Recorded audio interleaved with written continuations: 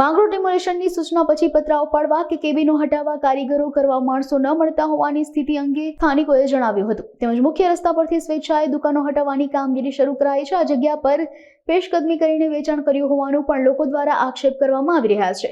ત્યારે નગરપાલિકા દ્વારા હાલ ડિમોલેશનની પ્રક્રિયા શરૂ કરવામાં આવી છે તેમજ ગેરકાયદેસર બાંધકામો સામે કાર્યવાહી કરવામાં આવશે.